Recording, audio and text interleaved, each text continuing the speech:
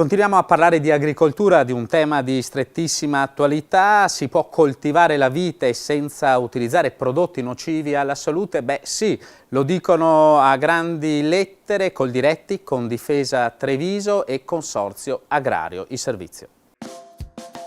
Agricoltura senza glifosate. Questo è il titolo del convegno che si è tenuto nei giorni scorsi a Vittorio Veneto grazie alla collaborazione tra Coldiretti Treviso, Confdifesa Treviso e Consorzio Agrario di Treviso e Belluno. Focus dell'appuntamento la sostenibilità ambientale del settore primario e l'illustrazione ad una platea di imprenditori agrari delle possibili alternative meccaniche e naturali al glifosate. C'è molta ricerca, molto studio, molte prove su campo che si stanno facendo da molto tempo.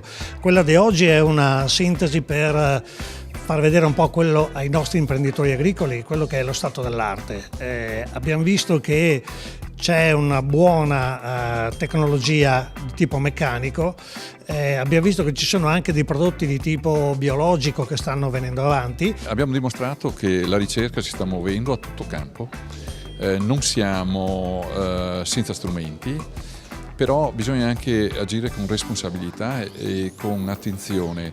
Non è sufficiente fermarsi ai primi approcci o alle prime situazioni che vediamo, ma bisogna avere fiducia su un fattore. Tutto il sistema sta traguardando una innovazione attraverso la meccanizzazione e la ricerca. Informazione, prevenzione e ricerca stanno contribuendo infatti alla diffusione di alternative al noto prodotto di sintesi introdotto in Italia a partire dal 1977. Tra queste l'acido pelargonico, un elemento organico biodegradabile che può essere utilizzato nella gestione degli infestanti del vigneto. Sì, nella presentazione abbiamo visto da dove siamo partiti e quelle che erano le richieste di quel tempo e abbiamo analizzato quelle che sono le condizioni di oggi e quello che è la richiesta di una società che traguarda una sostenibilità diffusa.